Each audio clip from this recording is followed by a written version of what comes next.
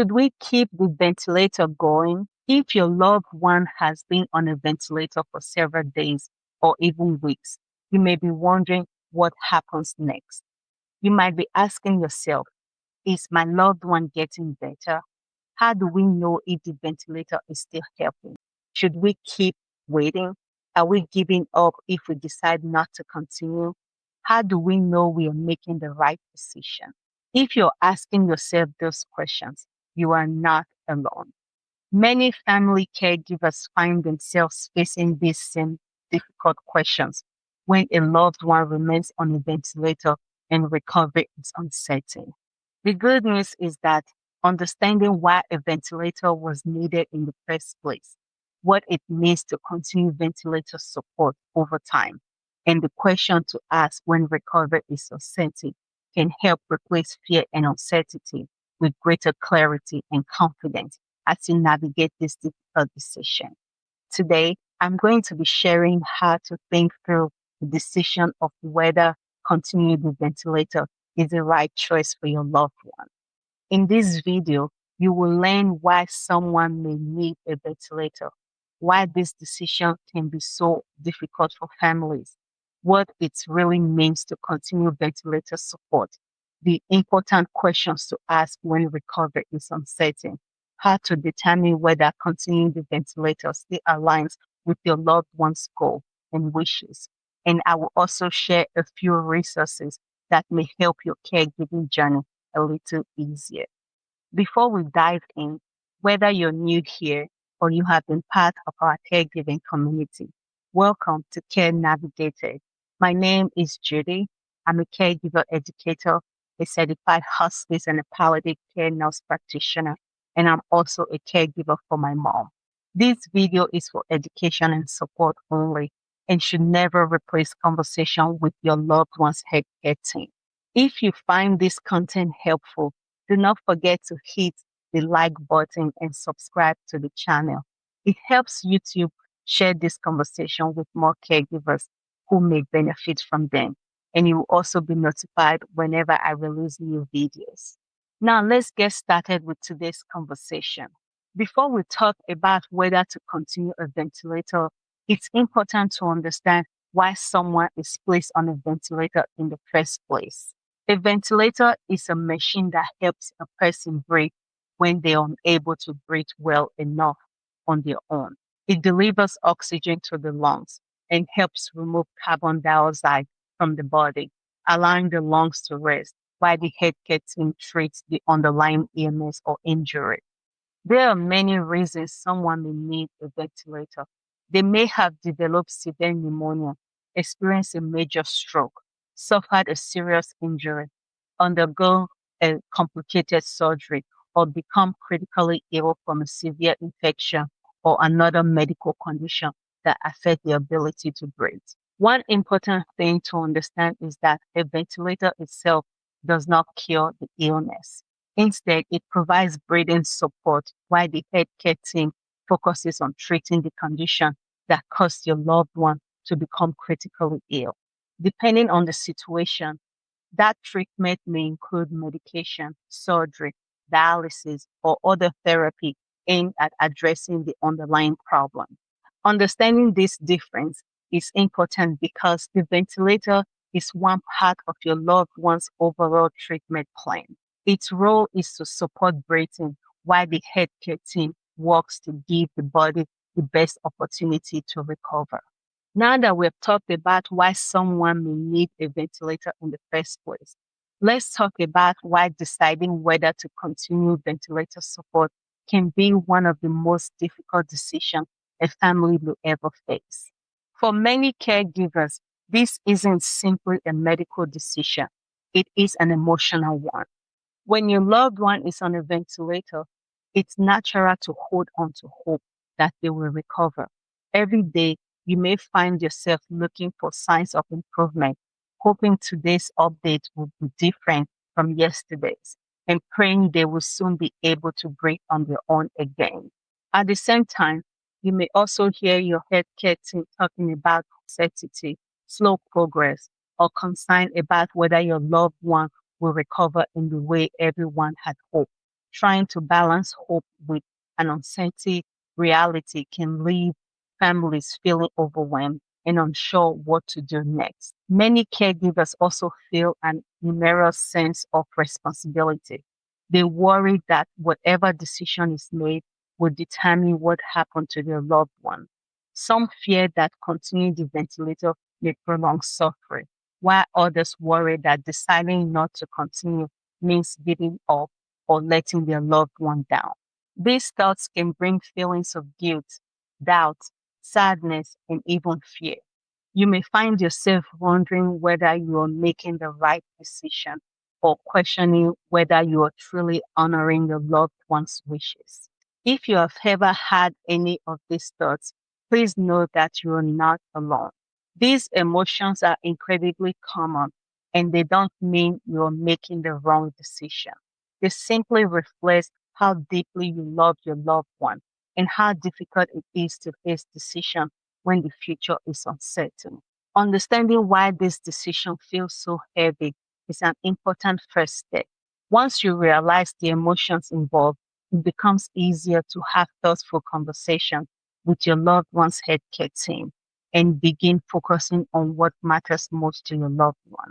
Now, let's talk about what it actually means to keep the ventilator going.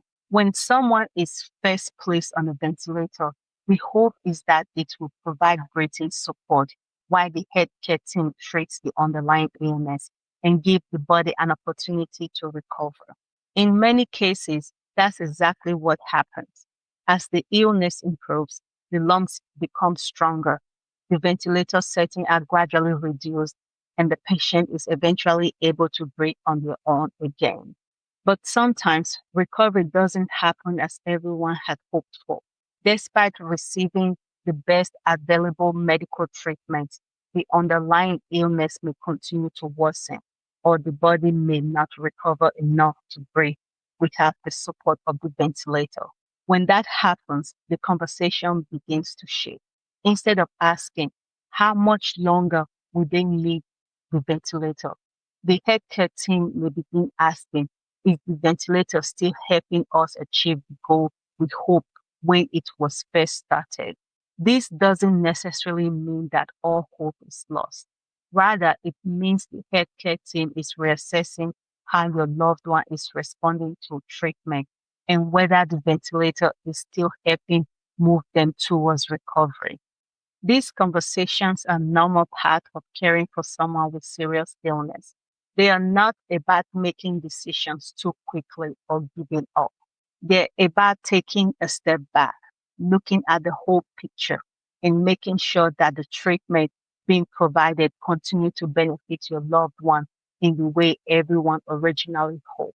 Now that we've talked about what it means to continue ventilator support, let's discuss some important questions you can ask when recovery is uncertain. These conversations can feel overwhelming, but asking thoughtful questions can help you better understand your loved one's condition and help make more informed decisions alongside the healthcare team. The first question is my loved one improving, staying the same, or getting worse? Understanding how your loved one is responding to treatment is one of the most important parts of this decision. Ask your healthcare team what changes they have seen since the ventilator was started and whether those changes suggest your loved one is moving towards recovery. Next, ask, what are we hoping this ventilator will accomplish at this point? When the ventilator was first started, the goal was to support your loved one's breathing while treating the underlying illness. As time passes, it's important to understand whether that goal has changed and what your healthcare team is hoping to achieve by continuing ventilator support. Another important question is, what does recovery realistically look like? Recovery can mean different things for different people. Ask your loved one's healthcare team what they believe recovery might look like for your loved one, what level of independence may be possible, and what challenges they anticipate if recovery occurs. Finally, ask yourself and your family, What would my loved one say if they could speak for themselves? If your loved one has shared their wishes in the past, now is the time to bring this conversation into the decision making process. If they never had the opportunity to tell you what they would want, think about the values that guided their lives, what mattered most to them, and what they would consider as an acceptable quality of life. The goal isn't simply to decide whether to keep the ventilator going. The goal is to understand your loved one's medical condition, ask thoughtful questions, and make medical decisions that reflect your values, goals, and wishes. So, what happens when continuing the ventilator no longer aligns with those goals and wishes? This is one of the most difficult moments many families will ever face.